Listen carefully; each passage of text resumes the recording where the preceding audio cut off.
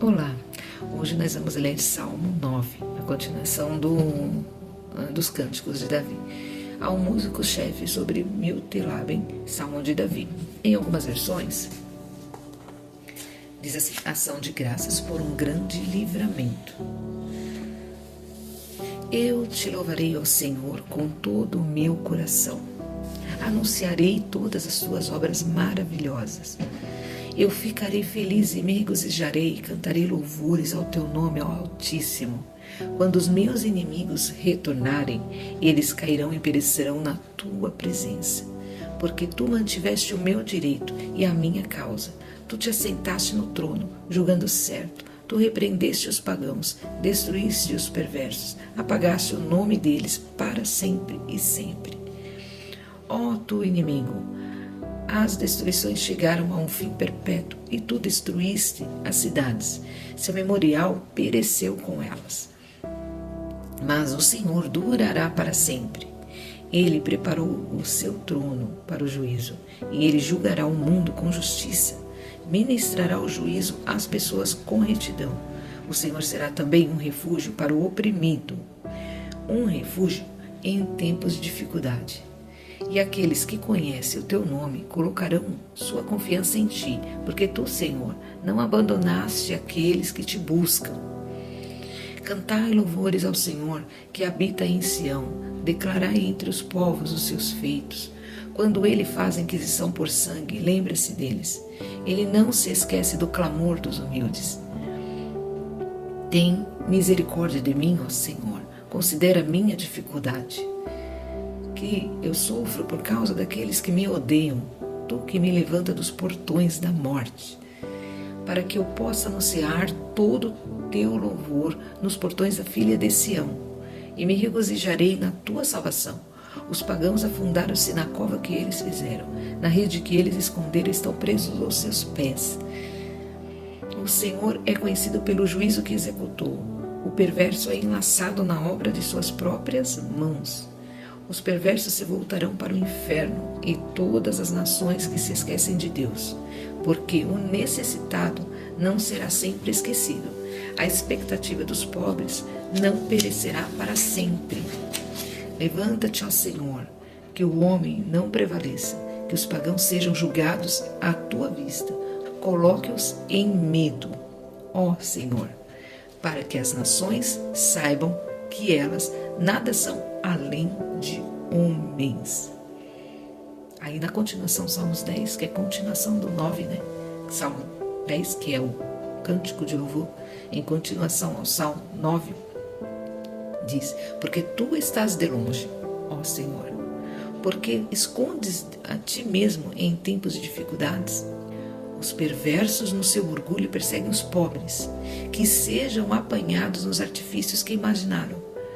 Porque o perverso se gaba do desejo do seu coração e bendiz o cobiçoso, a quem o Senhor abomina. O perverso, pelo orgulho de seu semblante, não buscará a Deus. Deus não está em todos os seus pensamentos. Os seus caminhos são sempre penosos. Os teus juízos estão muito acima, fora da vista dele. E quanto a todos os seus inimigos, ele soprou sobre eles. Ele disse em seu coração: eu não serei movido, porque nunca estarei em adversidade. A sua boca está cheia de maldição, engano e fraude. Debaixo da sua língua há dano e vaidade. Ele se assenta nos lugares de espreita das aldeias, nos lugares secretos assassina o inocente. Os seus olhos estão secretamente postos sobre o pobre. Ele fica à espreita secretamente como um leão na sua cova. Ele fica à espreita para pegar o pobre, quando ele o arrasta para a sua rede. Ele se agacha e se humilha para que o pobre caia pelos seus fortes. Ele disse em seu coração: Deus esqueceu-se, ele escondeu sua face, ele nunca verá isso. Levanta-te, ó Senhor, ó Deus, levanta a tua mão, não te esqueça dos humildes, porque o perverso menospreza Deus. Ele disse em seu coração: tu não exigirás isso. Tu o viste, porque contemplas o dano e o despeito, para o requerer com tua mão. O pobre se compromete contigo, tu és o auxílio do órfão. Quebra o braço do perverso e do homem maligno. Busca a sua perversidade até que nenhuma encontres. O Senhor é rei para sempre e sempre. Os pagãos perecem fora de sua terra. Senhor, tu ouviste o desejo dos humildes. Tu prepararás os seus corações. Farás com que teu ouvido os ouça, para julgar os órfãos e os oprimidos, para que o homem da terra não possa mais oprimir. Aqui na explicação do Salmo 9 diz assim: a palavra hebraica Miltelabim pode estar relacionada a Lamote, que aparece no título no Salmo 46. Ela pode ser traduzida como para a morte de um filho, no sentido de ser usada por ocasiões, num tom ou estilo de música específico. O Salmo 10 não tem título e está junto com o Salmo 9, na Septuaginta e na Vulgata. Outra razão para ver o Salmo 9 e 10 como um só é que há um acróstico que começa no Salmo 9 e continua no Salmo 10. No entanto, há uma mudança importante, principalmente nos termos de humor e de forma. O Salmo 9 se foca em ação de graças, ao passo que o Salmo 10 toma a forma de um salmo de lamentação. Isso parece favorecer a opinião de que sejam dois salmos distintos. Com todo o meu coração significa com sinceridade. Aqui, obras maravilhosas não tem uma referência específica, mas em outras partes o termo se refere aos atos de criação, da criação de Deus, a seu agir na ordem natural e aos atos redentores que ele executou em favor do seu povo. Aí aqui vem algumas referências. Vem a referência do livro de Salmo 86, versículo 12, 111, versículo 1 e Salmo 119, versículo 10. Também tem outra referência no livro de Salmo 136, ainda de Salmo 136, versículo 4, no livro de Jó, capítulo 5, versículo 9, e em Êxodo, capítulo 3, versículo 20. Vocês podem encontrar essas referências falando sobre o significado com todo o meu coração e as obras maravilhosas que Deus faz. O bater em retirada e o tropeço dos inimigos descreve um evento que aconteceu recentemente ou evento operado por Deus. Diz em Salmo 27, versículo 2 e 56, versículo 4. Nesses versículos, os verbos expressam ações concluídas, indicando a confiança do salmista de que a execução da justiça de Deus era certa. Neste contexto, o trono descreve Deus julgando. Você vai encontrar no versículo 7 e no Salmo 11, versículo 4. E não governando, como ocorre às vezes, como diz em Salmo 45, versículo 6. O fato do nome deles ser apagado e seu memorial pereceu com elas são expressões relacionadas. Eles se referem à completa aniquilação e destruição de alguém. Salmo 21, versículo 10, Salmo 83, versículo 4 e Deuteronômio 32, versículo 26. Yahvé durará para sempre. Vai estar em Salmo 29, versículo 10, Salmo 93, versículo 2. E é retratado como o juiz do mundo. Pede para ver nota em Salmo 7, de 6 a 8. Futuramente, ainda haverá um juízo final do mundo. Encontrará em Salmo 96, versículo 13 e 98, versículo 9. Mas, desde já, Deus está executando sua justiça no mundo também, pois ele é e sempre foi o juiz da terra. Vai ter Salmo 94, versículo 2. Então, para toda a explicação tem uma referência de um livro bíblico. Então, na dúvida, é só entrar na Bíblia, né, e procurar esses textos, capítulos, versículos que foram dito aqui. O fato de Yahvé estar em seu trono é um conforto para o oprimido, pois Deus lhe oferece proteção, um refúgio contra os inimigos que os oprimem. As expressões conhecem o teu nome, colocarão sua confiança em ti e te buscam. Tem basicamente o significado. Elas descrevem que tem um conhecimento pessoal e prático de Yahvé. Conhecer está ligado a amar. Está falando em Salmo 91, versículo 14. Que dependem dele e o buscam em tempos de necessidade. Cantai e declarai são ordens paralelas que indicam a responsabilidade daqueles que conhecem a Deus e suas obras de contar isso a outros. Está em Salmo 30, versículo 4, 1 Crônicas 16, versículo 8 e Isaías 12, versículo 4. O termo sangue é utilizado a uma expressão que descreve vingança de assassinato. Você vai encontrar em Gênesis, capítulo 9, versículo 5, em Salmo 42, versículo 22, e Ezequiel 33, versículo 6. A justiça do versículo, que diz no versículo 13, tem um propósito: para que eu possa anunciar o teu louvor. Isso amplia as ordens no versículo 11 e mostra como o livramento do salmista seria usado para falar a outros acerca da bondade de Deus. Ser salvo dos portões da morte permitiria que o salmista mais uma vez adentrasse os portões da filha de Sião. Essa descrição de Jerusalém só aparece aqui em Salmos, mas é comum em outros livros, principalmente em Isaías e Lamentações. Ela não se refere à cidade em si apenas, também inclui seus habitantes. A ideia dos inimigos terem o mesmo fim que planejaram para outros também se é encontrada em outros salmos: 7, versículo de 15 e 16, Salmo 35, versículo 8 e Salmo 57, versículo 6. Neste caso, os inimigos são os pagãos, que estão sendo julgados por Deus por terem se rebelado contra a sua autoridade, a autoridade de Deus. Em Salmo 2, versículo 1. Você vai ver essa referência. Isso fica claro a partir da designação paralela, o perverso, no versículo 16. É possível que Higaion venha de uma raiz hebraica que significa sussurrar, podendo ser uma referência ao uso de instrumentos de som mais baixo. Há um trocadilho com a palavra esquecer. Nesses versículos, aqueles que se esquecem de Deus irão para o Sheol, para o inferno, lugar onde serão esquecidos, em Salmos 88, versículo 5. Conceito semelhante ao de Salmo 9, versículos 5 e 6. Por outro lado, o futuro sorri para aqueles que confiam em Yahvé, mas que atualmente estão sendo perseguidos. O Deus da justiça tomará providências a fim de que eles sejam lembrados.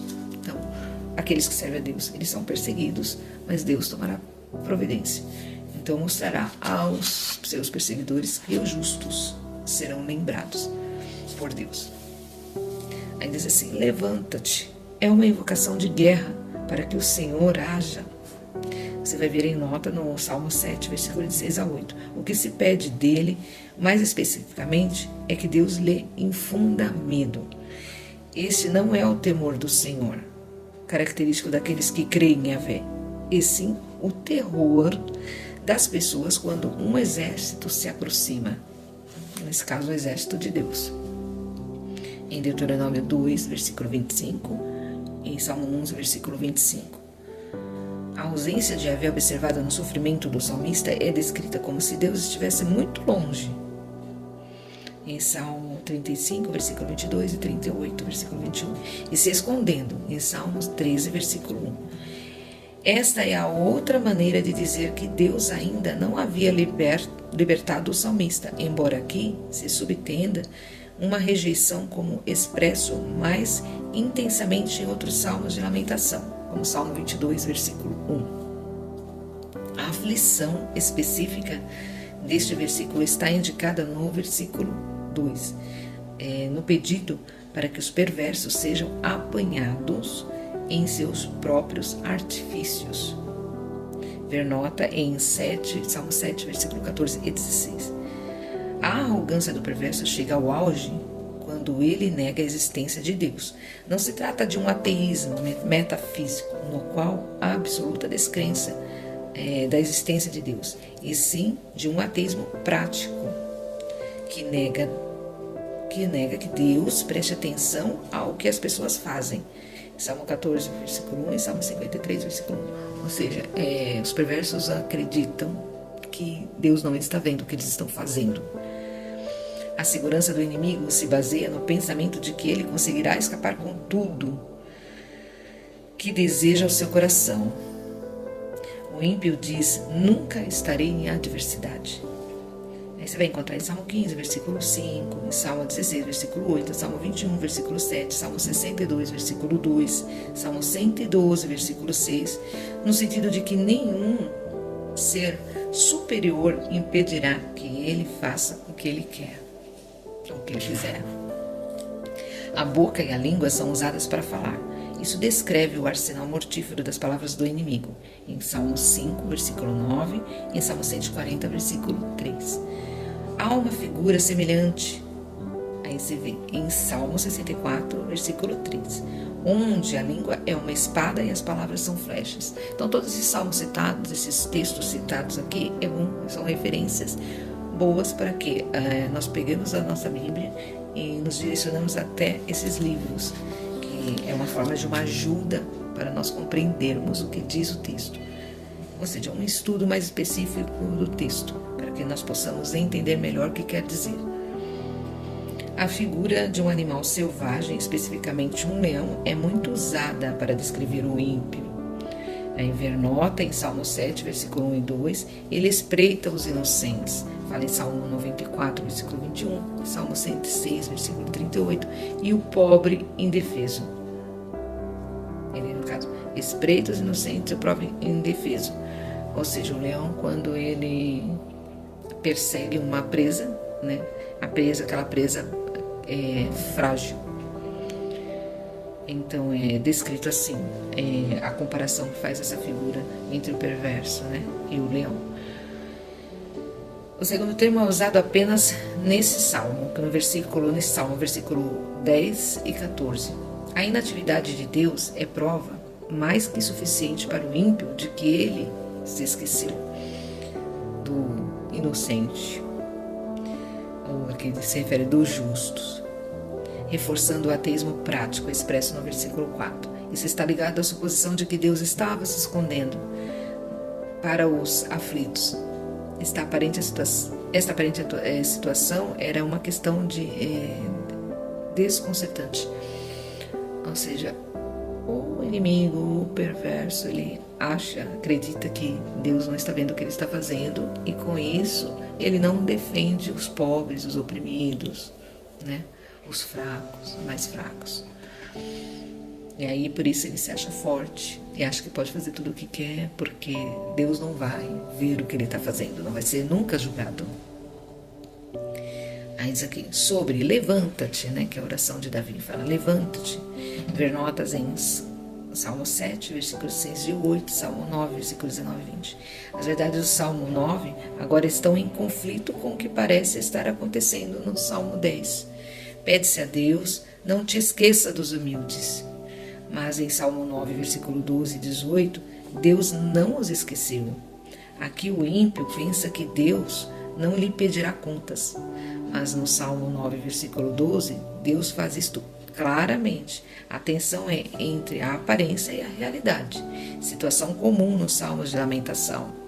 O que eles pensam pela aparência, Deus não está me vendo, Deus não está fazendo nada, não é uma realidade. Visto que na sociedade hebraica era a falta ou perda de um pai que tornava um filho indefeso por não ter propriedades e nem direitos. Quebrar o braço do perverso e do homem mau também os tornaria indefesos. Salmo 37, versículo 17, fazendo com que fossem chamados a prestar contas. Como Yahvé é soberano, para sempre e sempre, sua justiça irá triunfar. A declaração do que os pagãos perecem fora de sua terra lembra a aniquilação dos cananeus da terra prometida, terra que pertencia a Yahvé e foi dada ao seu povo, ao povo escolhido. Você vai ver em Deuteronômio capítulo 7. O resultado final é que os ímpios nunca mais causarão terror a outros. Eles mesmos serão aterrorizados. Você vai encontrar em Salmos 9, versículo 20. Ou seja, por mais que o inimigo tente te destruir, por mais que o perverso tente te perseguir, ou te persiga, ou tente te destruir, ele não vai conseguir. Ele pode ser aparentemente, como podemos dizer, vencedor, aparentemente, mas Deus está do lado do justo, daquele que busca a sua presença, daquele que ora e pede socorro e confia nele e sabe que existe um Deus verdadeiro que está olhando para tudo o que acontece nessa terra. Existe, por mais que você pense que não tem, que você está sozinho, Deus nunca nos desampara, Ele nunca nos deixa só. Ele está do lado daquele que é justo, daquele que o segue, daquele que o busca, daquele que é humilde e é manso. E Ele vem ao socorro deste. É claro que muitas das vezes a gente pede justiça, né, para o nosso inimigo. Mas o Salmo aqui diz na época de Deus, antes de Jesus Cristo vir à Terra, né, no Antigo Testamento, quando existia muitas lutas, muitas guerras, né,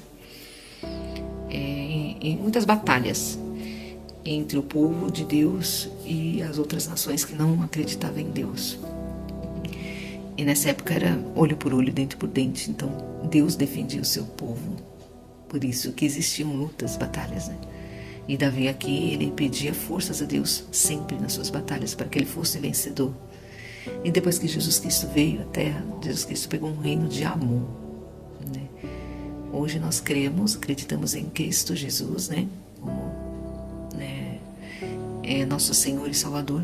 E Ele deixou para nós no Novo Testamento o amor, né?